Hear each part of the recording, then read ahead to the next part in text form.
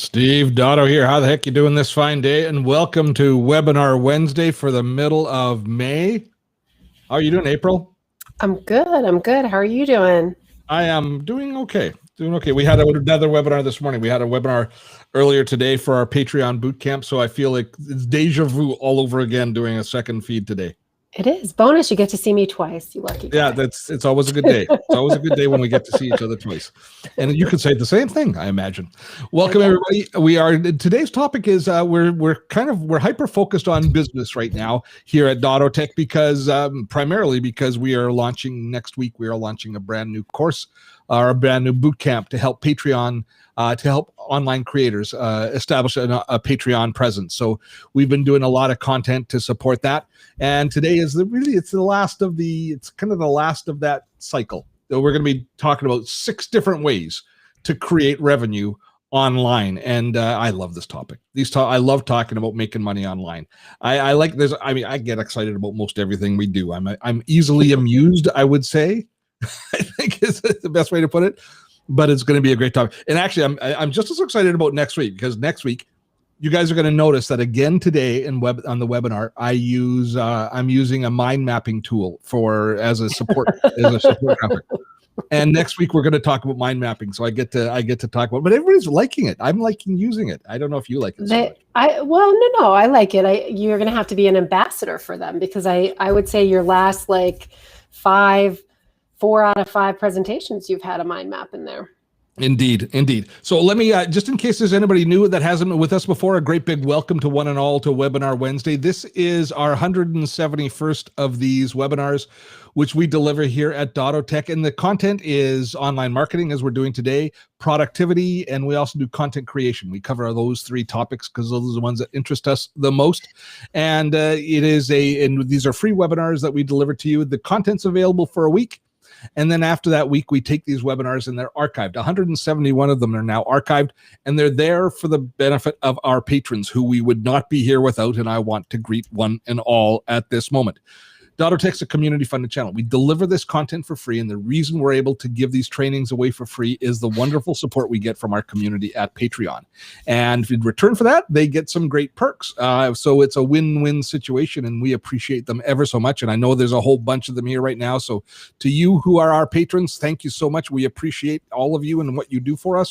And if you're interested, if you find real value here and you want to be part of the solution, then I encourage you to head on over to patreon.com/DottoTech. And there you can find and sign up as a $10 a month patron. There are perks, and the biggest perk is you get access to Webinar Wednesday. Maybe the biggest perk is you keep us on the air. But you get access to all of the Webinar Wednesday replays, which I know people find a lot of value in.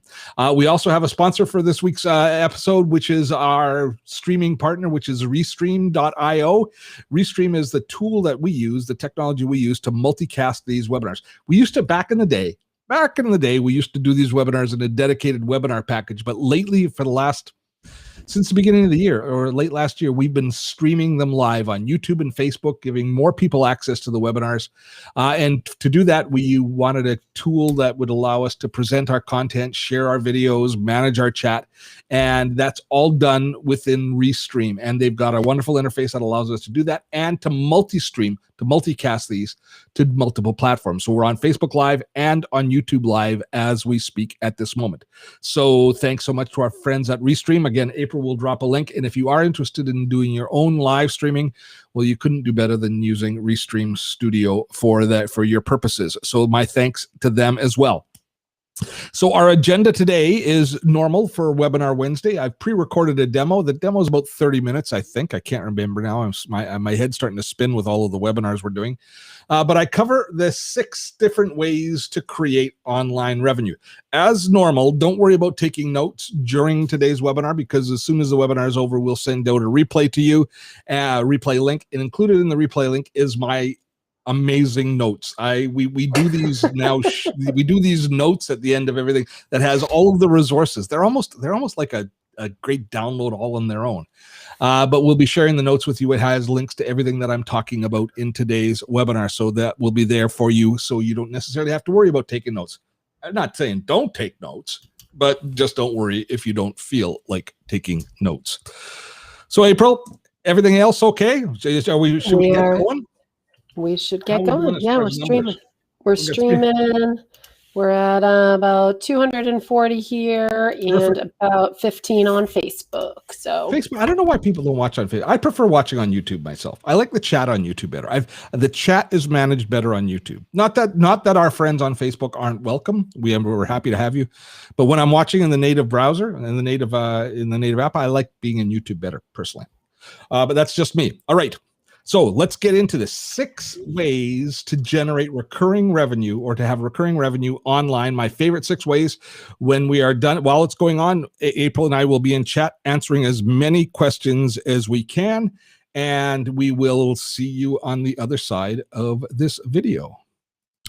6 ways to generate recurring revenue online. I love this topic. I absolutely love sharing this topic with you. And I don't know what it says about me. I think this might mean that I am a material guy. I don't know if that's the case. But I have to tell you, one of the real pleasures in my life since I became an online entrepreneur is the ping that I get with a little notification from Stripe or from PayPal that somebody has just bought something, that somebody has just registered for something. I just love seeing those little payments coming in. And call me shallow, but when you start getting those payment notifications on your phones, you will join me and you will say, yes, Steve, I get it. That is a terrific feeling. And how can we get more? So let's talk about how we can get some more of that feeling, of the feeling of success, of the feeling of completion, of the feeling of a purchase coming in on one of your online properties. So I've broken it down into 6 broad stroke categories. And of course you can mix and match between them. But they're broken. Those 6 are in 2 kind of larger catchment areas. There is product income, and then there's content marketing income. Now, content marketing is where I live and spend most of my time, but there are aspects of product income as well. So let's kind of go through the process here without spending too much time on any one single of these different models. And starting and taking a look at product income.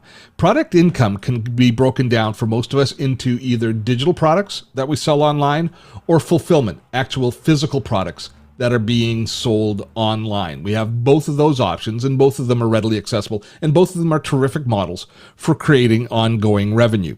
Now, if we take a look at the digital products, I break those down primarily into these 3 categories: courses, communities, and in products. Courses, if you've spent any time with us, there are some terrific ways of generating good online revenue through delivering courses. And for many of us, that it is the entry point into building our own online business. And there are 2 basic techniques for delivering online courses. And I've added a third in here. The first way is the tried and true method of delivering through an LMS. LMS stands for Learning Management System. We use Thinkific here, as you know, regularly here on Dottotech. These are environments that are designed for you to create content, course-related content, and manage your student enrollment. So it has the ability for you to collect payments. It has the ability for you to enroll and unenroll students, to track their progress, to communicate with them. And of course, it's also a content library that hosts all of your videos and your quizzes and your documents, all related to the courses. So it's a complete management tool that we can use to create a very robust learning environment. And you can have simple little introductory courses all the way through to real full accreditation courses that you're really teaching.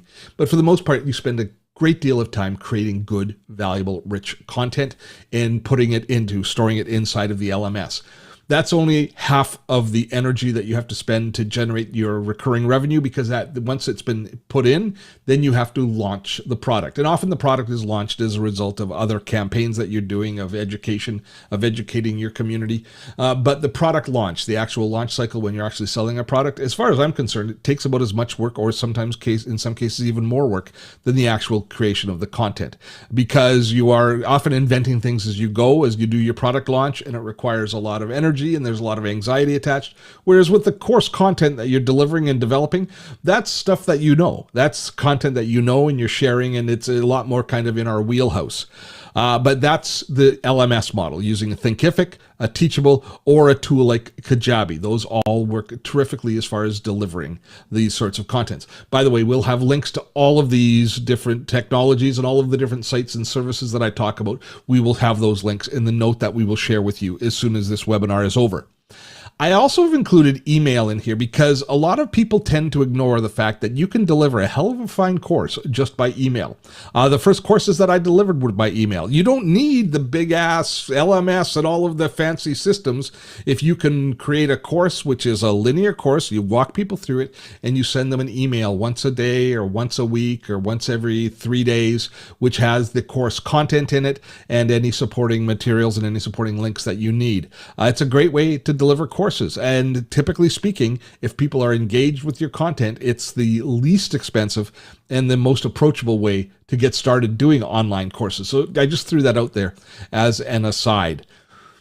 The other tool, which we've never spent much time talking about as far as delivering courses, are the aggregators. And I don't know if aggregators is the proper term for these folks, but these are websites which have collections of courses. So they attract course creators who create courses within their environment, and then they do the marketing. They create a hosted environment that they market to your product under their banner, and where people can sign up for a Udemy or a Coursera or a Skillshare.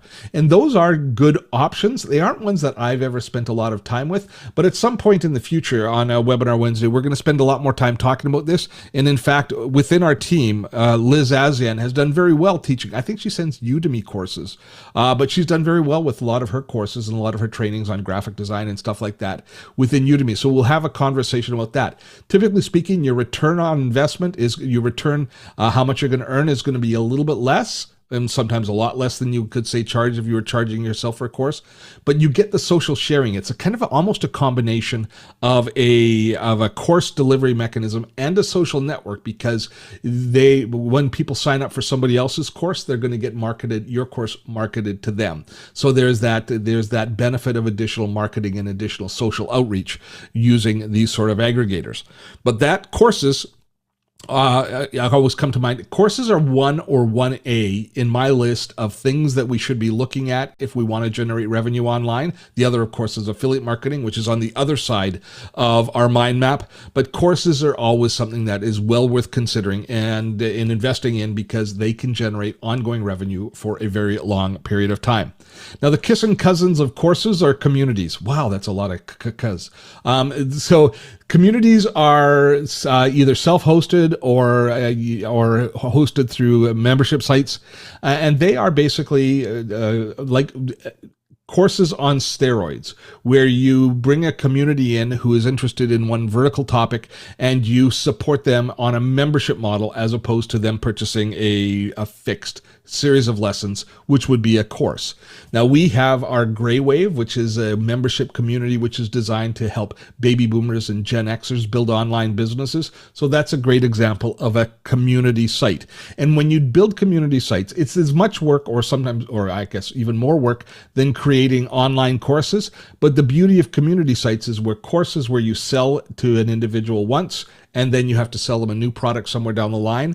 With communities, people buy a subscription to your service. They are signing up and they're paying month after month for that membership. Now, you do have a churn. You constantly have to keep bringing new people in, because some people are going to age out of the system, or their situation will change, or they will have consumed all of your content, or sometimes they start to becoming a little bit tone deaf to your message, and it's time for them to go to another community. None of those are bad things. That's the natural flow of communities. But they, for a lot of us, have a real appeal because they even out the feast and famine income issues that we would deal with delivering online courses. And we don't have to do these launches on an ongoing basis. You still have to launch and you still have to market your course communities, but there are a lot of different ways that you can do that are maybe a little less arduous for the content creator. Now, as far as the technology goes, two basic styles of communities, and one of them is self-hosted, and this has been very popular for a very long time. Wishlist Member is the one that we've used in the past. These are WordPress plugins that you actually plug into your website and you manage your entire community. I find this entire class of self-hosted technology to be a heavy lift for most of us. In other words, it's a lot of technology that you have to maintain and manage. And I find that as a content creator, I end up spending a lot of time just managing the administration of my membership site when I use these tools, because they are complex, and any support that's required for your members is going to come through you. There are, I think, far more appealing, the membership management sites. Mighty Networks is one that we evaluated very closely when we went to, or we were very serious about looking at Mighty Networks when we built our online community, and we almost actually ended up building it in Mighty Networks. Just as a complete aside, we ended up building our community using our LMS, actually Thinkific, and all of these tools can expand if you use them properly into full community management. They're not designed for that straight out of the gate, but with some slight modifications in the way that you administer them, they can certainly work for community sites as well. Having said that, there are ones that are just designed as community sites, and Mighty Networks is one which is tremendously appealing. It's got a very similar feel to Facebook, so you've got good interaction with the community, and it's also got a very powerful content management system so that you can have your different lessons and your different course content or your community content all hosted there as well. Plus, Mighty Networks, we will share a link, and it's not going to be an affiliate link, it's just a straight up link. But they also do a terrific job of training you how to use their network. I really have a lot to say, a lot of good thoughts about Mighty Networks. We came that close to ending up using it ourselves. And there's other tools, there's quite a few of them out there, and often other tools kind of get modified to be community management sites. And Podia is one that really appeals as well. And Podia is one that you can use as a community management site, but you can also very easily spin off individual courses from it, so it kind of approaches the entire space from the opposite side that a Thinkific or Teachable does, but ends up providing a lot of the same services. So communities and courses are, I think, two of the best places to consider for ongoing, steady, consistent revenue. The third kind of spoke in the wheel as far as digital products is concerned is what I'm just calling products themselves, where you develop an app that you might sell. Now, I know a lot of you are going, wow, that seems like a lot of work, Steve, to build an app, but there are tools that will allow you to create apps fairly easily and publish them into the Apple Store or into the Google Store, and that may be an option. Other packaged products such as ebooks or reports, things that you can sell that are single pieces of content that you sell, they are terrific products that you can generate revenue from. And as well, managing different online events. Very popular has been the Summit, where they bring together a variety of different speakers and experts on topics, and they charge you a small fee to attend. It's basically replaced for a lot of us the physical conference that we attend, and the ability to hear a lot of speakers that specialize in one place for one price, focused on one series of topics. I think the bloom is off the rose a little bit for the online conferences. A lot of us are starting to feel a little bit of fatigue as far as that is concerned, but they still have value, and I think they will have a bit of a resurgence once we're over the kind of cabin fever that a lot of us have experienced through the last 18 months of COVID. So once we start to be able to get out a little bit more, maybe we'll be happy to sit inside and look at events as well, because we've got a lot more patience. Now, related but slightly different are online trainings. And as you can see, a lot of these things are, we have a vertical market or a topic that we're looking at generating revenue, which can live in a couple of different of these silos. But trainings and live trainings that you're delivering is, I believe, a different product category that brings a different value proposition to the table. Instead of building a full-on online course, instead you can do a quick, brief training, which I think we have a great example for. We've now had several months of delivering a paid-for course every Friday called Foundational Fridays here at Dottotech. Now, we don't charge a lot for those courses. It's only $10 each. But typically speaking, we're having between 50 and 100 people sign up already, and we're just in our nascent stage of this particular offering. People love the fact that you're delivering it to them live. They see additional value in the engagement of a live delivery of the course content, to be able to ask questions live when they're doing it. And it creates more of an event feel, but it's less of a commitment than signing up, say, for an online conference, which you have to block off 3 days and you get all of the replays and you might never watch. Little courses of these sorts of trainings, people pick a la carte. They choose the ones they want. They don't take in the ones that they don't want. They have access to the replays should they need, but there's small investments of time and small investments of money that deliver big value as far as education and value downstream. So that's another model that all fits in the digital product space. So digital products covering courses, communities, and digital products, packaged digital products. Just a great way to generate ongoing revenue online. Now, that brings us to the fulfillment side. If we take a step past digital products and we look at physical products, then the fulfillment model starts to get very interesting. And back in the day, it was very difficult to set up any sort of a mail order business or online retail business. Though there was a lot of technology that had to be put in place, and there was a lot of infrastructure that had to be put in place. Now, to be perfectly honest, I think more energy goes into finding and sourcing the right product and the narrative of marketing and telling the story of that product than how much work you have to put in the physical infrastructure of your distribution network. Why is that? Because of tools like Amazon, Etsy, and Shopify that give us real access to being able to build real online stores on a variety of different levels very quickly, very efficiently. And not only that, but the distribution network for actually getting these products out as we are going. Now, of course, the two that have made the biggest difference to us are Amazon. It's called FBA, which is Fulfillment by Amazon, where you go and you find a product and you bring it into the Amazon ecosystem and you sell your product as kind of a store within Amazon. But it goes beyond, like back in the day, you would do that, Amazon would sell it and you would handle the shipping of it yourself and all of those sorts of things. So you still had a lot of work to do. But today it's such a sophisticated model that you source your product, Amazon tells you what warehouses to ship it to, and they handle it all of the shipping and returns from A to Z, and you basically deal with the delivery of the product to Amazon, sourcing the product, speccing the product, dealing with customer issues, of course, but you can spend a lot more of your concentration on the value of the product and a lot less on the distribution network, which Amazon has just crushed. Tangentially related is Etsy, the kind of the craft marketplace where people who want to build the product themselves by their own hands and probably ship them themselves, but they're looking for a communication platform and a social platform to get the word out so people can discover these craft type creations. Then Etsy has really stepped up, and a lot of creators are doing phenomenally well on Etsy. Close to Etsy, but again, a little bit different, are the self-hosted sites where you actually self-host your own store yourself. And the king of the technologies for that is a great Canadian company, Shopify, which creates online shopping sites and shopping carts that give you lots of different opportunities. So if you don't like the idea of necessarily selling your product on Amazon, or even if you do sell on Amazon, but you want to have your own channel in place as well, and perhaps an alternate distribution network, which is a great idea, especially with if you not having all of your horses, not having all your not having all of your eggs in one basket. I was doing cart and horse analogy when it should have been eggs in basket. Sorry about that.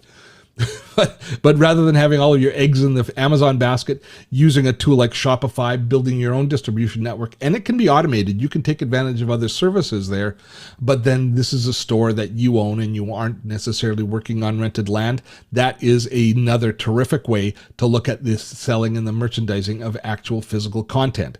So our first two of our 6 revenue models are digital products and fulfillment. Those are all product-based income. Then we have content-based income, and there's more options in content-based income. Content is really where I live. So content income comes from the basically, as you might imagine, for earning income from the content marketing and the content sharing that you do, from the publishing efforts that we make. And that can come in the form of sponsorship on your content, advertising based on your reach, affiliate marketing, which is, I think, along with the digital online courses, is 1 and 1A of the best places to start earning revenue online, and also crowdfunding, which I'm going to be talking about a little bit more detail at the very end today. But let's start with the first model, which is sponsorship. This is if you have a platform in place. Now, your platform is the place that you share your content. My platform is my podcast and my YouTube channel and this webinar series. It's where we reach our audience. And if you have a large audience that's consuming your videos, your podcasts, your blogs, your live streams, your webinars, you have an opportunity to form a relationship with a sponsor where they pay to be able to have their product supporting your particular offering. And this model is as close to a traditional business model as anything online. I build my sponsorship models here on my Dottotech channel the same way I did for my television show and my radio show before.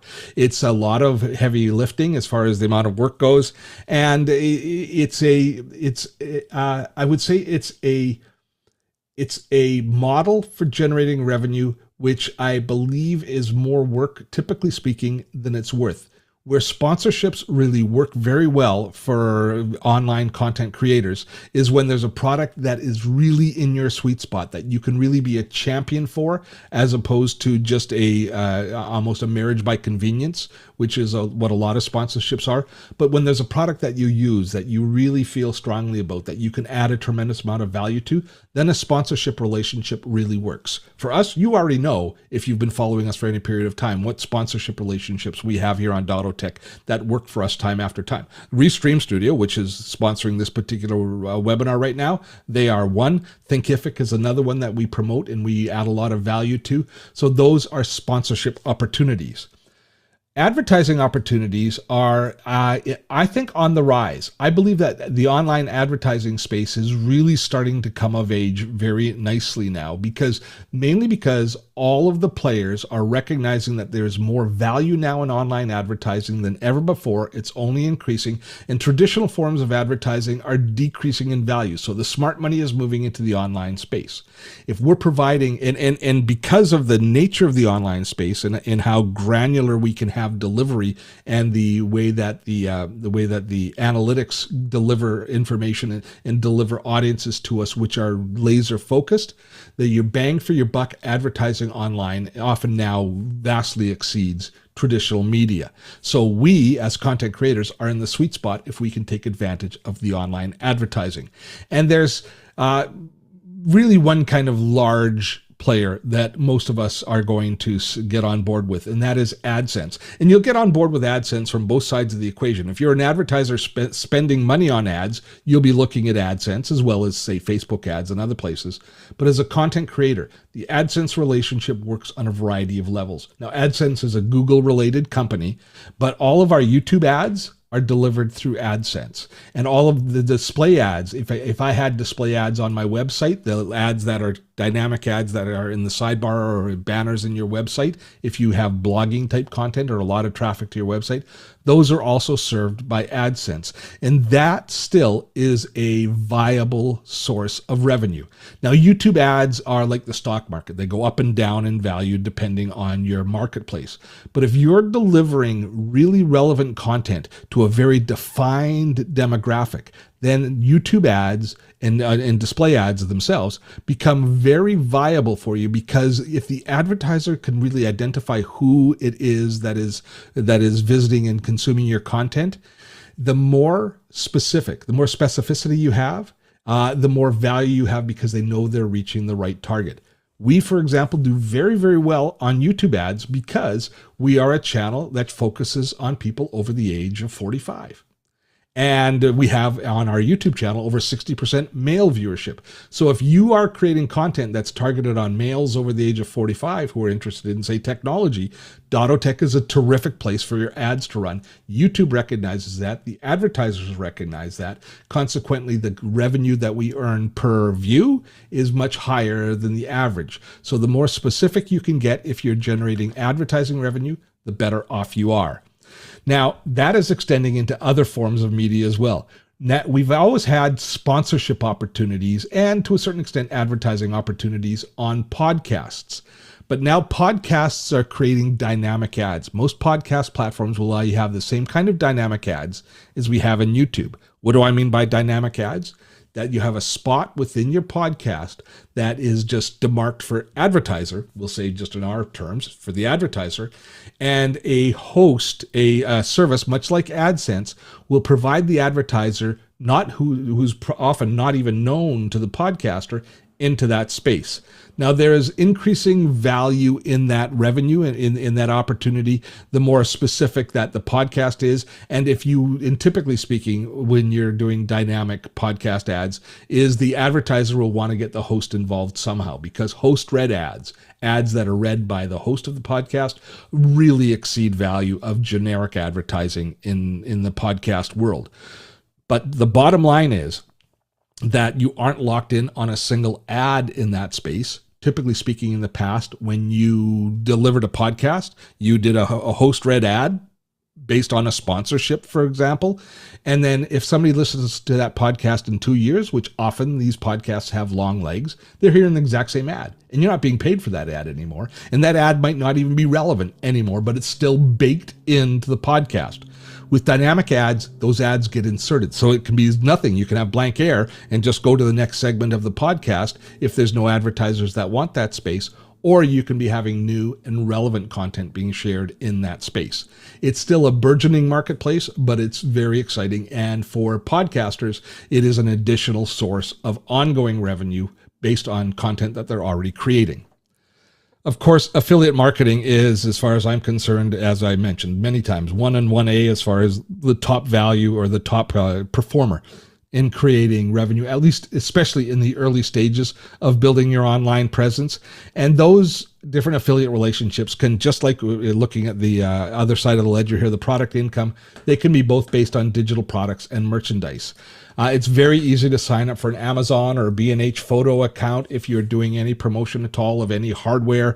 Very easy to sell, very low dollars per transaction, but it's not a lot of work to add a link to an Amazon inside of a blog post when you happen to mention the pen that you're using, and you just put in a link to that pen. And if people click on that, then you get some affiliate revenue. It's very low hanging fruit. Unfortunately, it's also fairly low income, but it's fairly low hanging fruit.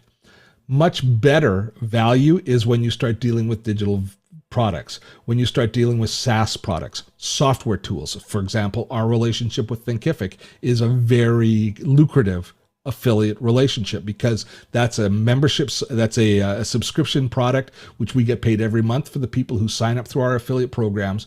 So when you form an affiliate relationship with a good software as a service partner, you can look forward to actually having a growing and a very lucrative relationship moving ahead. Additionally, other than tools like software tools like Thinkific, are online courses. And this, typically speaking, you'll form a relationship with the publisher of those courses. When I started out my business, I was an affiliate for Amy Porterfield and for Marie Forleo, who were developing courses, high-ticket courses, high-value courses, which I could add value because I was more of a specialist in the space of online video, and they were teaching other things in online marketing. And my expertise, I could add value to the people who signed up through my affiliate link. And those relationships were very good. They were a lot of work. To do them properly, they're a lot of work because you have to develop bonuses and you have to do the same kind of marketing as you do developing your own content. It's not a lot less work to do the launch of a big affiliate program for an online course as it is to do your own online course launch. Plus, at that point there, you're attaching your reputation to somebody else's product. So there are a few things that you might want to put on the brakes on doing this on an ongoing basis, but the right combination, the ones that we had in the past with Marie and with Amy, those were great win-win situations. I respect the content that those people deliver. They deliver and they never disappoint as far as the professionalism of their delivery. And I'm able to add significant value because of my expertise. So those are opportunities that you may be looking for. The final one that we're going to talk about today is crowdfunding. And crowdfunding has become, for many of us, a really important pillar of our revenue. And crowdfunding is basically the same as the kind of crowdfunding sites that you have that are helping build products. There's a brand new microphone being built, and they do a crowdfunding project on GoFundMe or something like that. And a bunch of people pay in advance to help with the development of the product, and they get a special price for the product downstream. For content creators, it's slightly different, and Patreon is the crowdfunding platform that I use. And in fact, one of the reasons that we want to talk about funding models today is we are actually offering a brand new Patreon bootcamp to teach content creators how to use Patreon to build their own community. For us here at Dottotech, Patreon has been a blessing. Now, Patreon, of course, is very tightly integrated with this webinar that I'm delivering right now, because we have for the last 4 years delivered Webinar Wednesday every week, and we make each episode free to view for a week, when each webinar free to view for a week. But after that week, we archive them, and this is, I think, 171 now that we have, and it's archived for our patrons. And our patrons give us $10 a month to support us in creating ongoing content, because they find value in these courses that we deliver on a weekly basis, and they want to support us in that. But they also want to have access to all of the replays. So they, at $10 a month, which is a huge investment, they then can support us, help us to pay to put this content on each and every week. And at the same time, they get a wonderful perk. And that's just one style of crowdfunding that works within Patreon. Podcasters, bloggers, musicians, authors, artists, all can benefit just hugely from working within Patreon. So we will be dropping a link and sending you an email after this, letting you know about our Patreon bootcamp, where if you are a creator and you are interested in building more and better regular recurring income, well, then our Patreon bootcamp is something you are definitely going to want to have a look at. So our 6 funding models are digital products, things like online courses or communities or software as a service products or ebooks. Digital products, fulfillment, actual physical hardware, things that you sell, merchandise that is sold through various online entities, content marketing, generating sponsorship for your platform, creating advertising especially for dynamic media, for people who do YouTube videos, podcasts, and blogs, affiliate marketing for all of us, just probably the best way to get into the world of marketing. And I'd be remiss if I didn't mention that last week on Foundational Fridays, we did a real nice overview of affiliate marketing, which we will share a link for. And in fact, what we're going to do is we're going to give you a $5 off coupon. I know it's so much money you're saving us, Steve. We only charge $10 each week for Foundational Friday for these tutorials on the basis of starting out your online business, or building the foundational principles of online business. But I thought, I've got to give you a bargain for taking in Webinar Wednesday. So last week we delivered a really good primer on affiliate marketing, and we are going to share a coupon with you in our replay, and April will share it in the chat as well, for $5 off if you want to go and see what it's like taking one of our Foundational Friday webinars. So that will include that, but that is laser focused on getting started in affiliate marketing. And finally, crowdfunding. Specifically Patreon. I think the best way for content creators to create regular recurring revenue, which dramatically reduces the amount of stress that content creators face as far as generating income, and it smooths everything out. You don't have the feast and famine of product launches, but instead, month after month, you have regular recurring revenue. That's the 6 of them: digital products, fulfillment, sponsorship, advertising, affiliate marketing, and crowdfunding. That's all 6. Let's get to the Q&A now. And we are back. As soon as April gets back, she can join me here. There we go. So that was a lot of content that we covered there. What's going on here? Why am I not getting us both on at the same time? What am I doing wrong? I know. There it is. Hi guys. Clicking on the wrong thing. Too many different webinar packages today. Oh, good stuff. So not a lot of questions today, but some good questions that we will get to in just a few moments. So is there anything that I need to clarify from that presentation, April? No, I thought it was good. You know what? It was nice to see Etsy on there. I love I'm a shopper of Etsy. I'm not a creator on Etsy, but I actually, for the Entrepreneurial Center a few years ago, I did actually a presentation on getting started with Etsy, and it's like an unbelievable platform for artists and people that make things. Like the amount, just the SEO and the platform alone of what it does for people. So it's very cool. Etsy has in humor me for a moment. Etsy has a lot in common with Patreon. Here's why I say it. Etsy is a platform which is in this vast space, the internet, which is so vast and huge, but it creates a real personal connection. It creates a really intimate connection between the creator of the content and the purchaser, because you're buying a craft from somebody. So you feel a certain relationship with the artist, because it's kind of a one-on-one thing. It's not mass produced. It's not, it doesn't have that distance. Patreon is the same. Patreon is a relationship between the creator and their supporters. And maybe I am kind of doing a little bit of a reach, but it's not that much of a reach. And I love the fact, I love it. Sorry? No, I think that there's some similarity to it. Sure. Yeah. And that's it's always nice when we find those things, those places that it all kind of sits together. Good heavens, we have such an interesting mix of people into. I'm reading through the chat, and Ian Anderson Gray joined us for some reason. He must be slumming. And I see the folks from Myographer here. To invite you to movie night. He watched The Princess Bride with his family last week. I heard that. I heard he watched The Princess Bride the other day. That's great. And the folks from Myographer here who just do phenomenal video gear that's designed to attach to your phone for doing mobile stuff. Frames for your phone and mic setups and lighting setups and all of that sort of stuff. Some really great tech. So it's good to see you guys. Haven't seen. I guess we're missing these people because we don't see them at the conferences that we go to. So it's good to see them here in the chat as well. So welcome aboard. So April, let's just jump into questions. Let's just jump into the Q&A. So I have a question from Steve. Who serves the podcast dynamic ads market? You know, okay, so podcast, the dynamic ads in a podcast, you will have a relationship with your podcast publisher. So if you're using, like I use Podbean, they have dynamic ads. They have a dynamic ads platform, because what happens is when whoever you upload your podcast to, you have to demark within that podcast. You have to put a marker in where the dynamic ad goes. Unlike YouTube, when you upload a video to YouTube and you have inserted ads, when you have ads that are in the stream, you pick a rough time and then YouTube drops that time in. But it's used quite often. There's a little bit of a fudge factor. It's not always super accurate, so it kind of just goes in. Podcasts, it's laser focused. You set the time and you actually program the time in.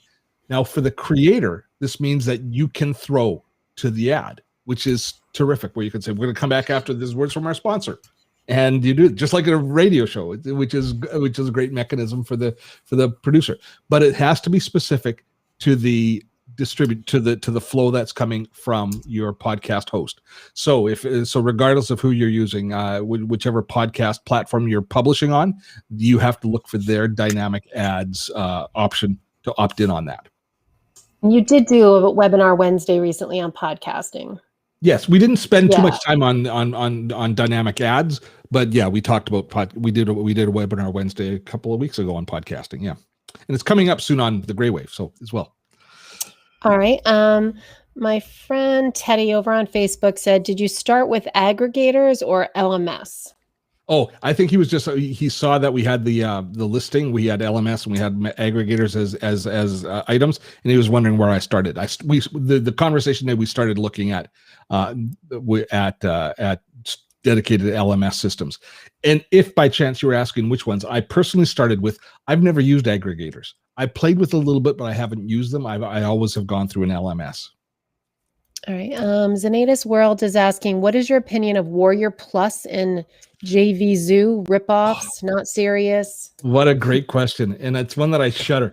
So in the online world, in the content marketing world, are these joint venture sites, Warrior Plus, the Warrior Forum, and these are people who create digital products, online courses typically, or real applications, tools that will help you schedule Facebook ads or help you create content.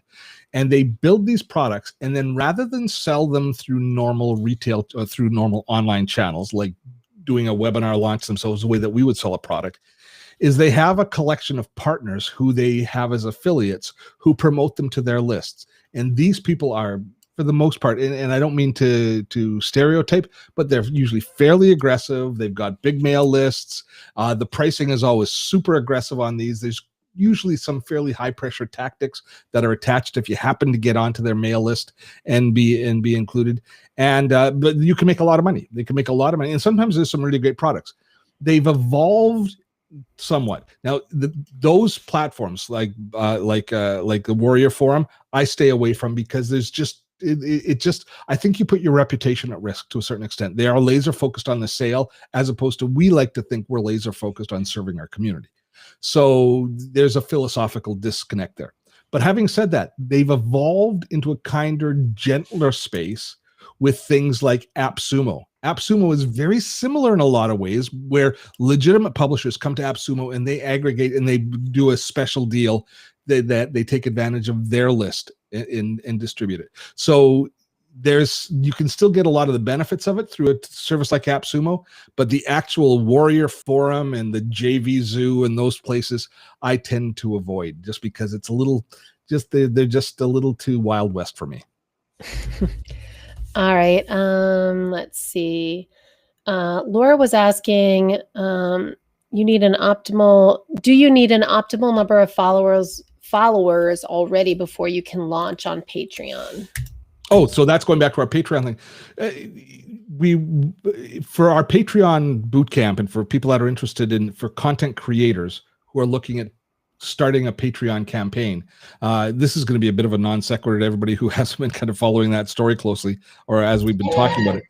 But the bottom line for that is, if you have a platform that you're reaching, I described it earlier today this way: if you are published, it's rather than look at how many newsletter subscribers you have, or how many people are downloading your podcast, or how many people are watching or subscribe to your videos. Instead, if you have reached a point of that your rhythm of publishing is solid, where you as a content publisher are publishing every week a new blog post, and you know that you're going to continue to publish that new blog post every week, and that you've gotten past the hump of hoping that you're going to be able to do it. Or if you've got like 20 podcasts that you've published, and you know that you've got the routine down, the schedule down, and you're going to be able to continuously publish your podcast or videos. If you're at the point where you're consistently creating content, at that point there, you can, I think, take a good hard look at Patreon. Where Patreon doesn't work is if you are launching something, seeing if you have what it takes to publish consistently in that space, and launching Patreon at the same time to try and get funding for something which is not yet established. That's where the issue is. It's far more important that you have a content plan that's going to carry you through as far as Patreon goes than the raw number of supporters you have, because it's easy to grow. It's a lot easier to grow your followers. This is my opinion. It's a lot easier to grow the number of people who follow you than it is to consistently create good content. If you are consistently creating good content, you've got the mechanism you need to grow your following. So that's the most important part. All right. Our friend Rob from Boston. Oh, actually, we have two Bostonians here because Gordon's here too. Rob, do you offer any programs related to creating content? Do we? Yes. Yeah, we do. We've got quite a few programs related to creating content. Our flagship program is about that. Our main program here at Dottotech is called the Gray Wave, which is designed to help baby boomers and Gen X build online businesses. And online businesses are built around the content you create. So we are constantly looking at the creation of content. It's part of everything that we do within the Gray Wave. So if you're interested in that, April will drop a link.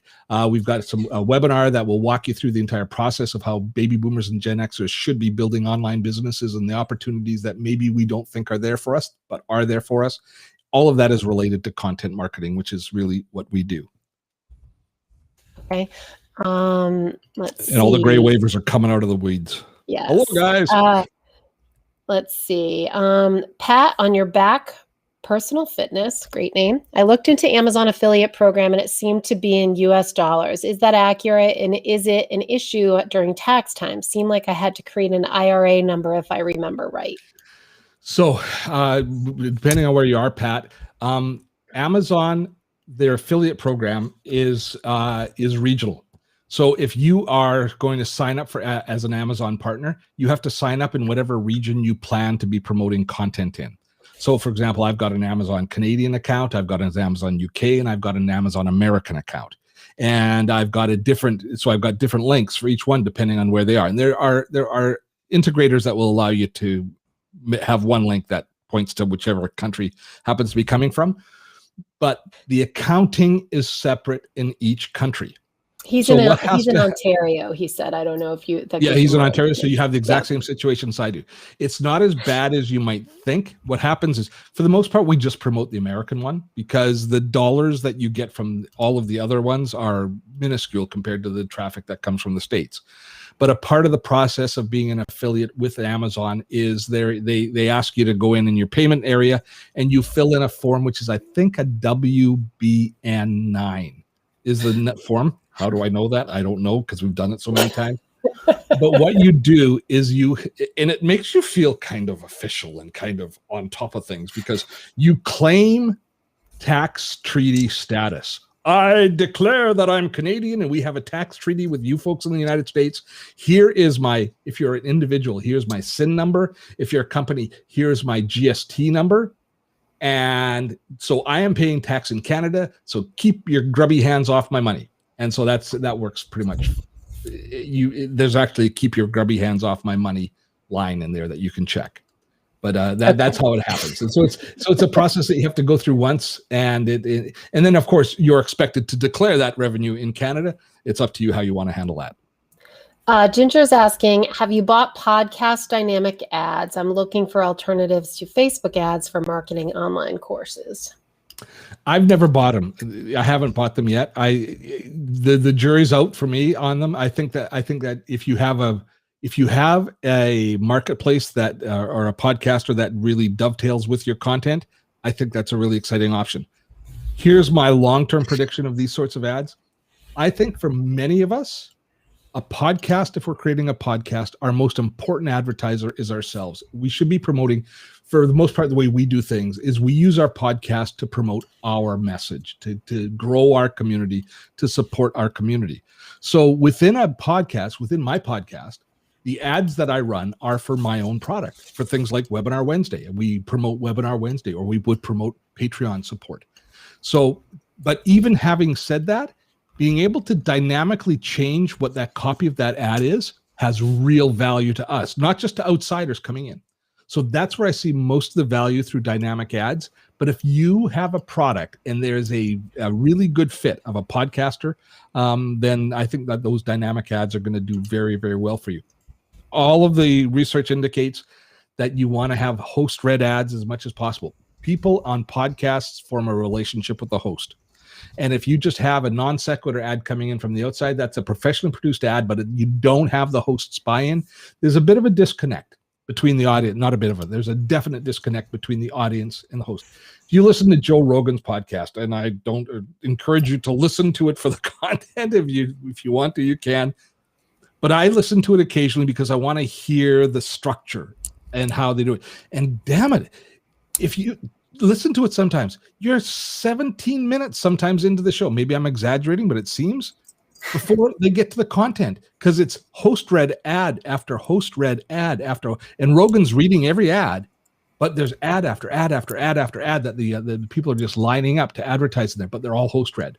And you got to know that it's a pain in the ass for him. He'd rather have them just deliver the ad, but obviously the value is there for host read. So recognizing that, finding the right property, it could be really successful, but I think you're a very unique business if it really works for you.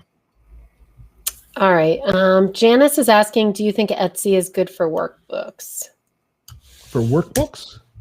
I'm not so sure it is, actually. Now you're talking workbooks like academic school workbooks, like teachers. I believe she's working on some kind of retirement type workbooks. I don't think so. I think that those sort of workbooks would be better maybe on Amazon.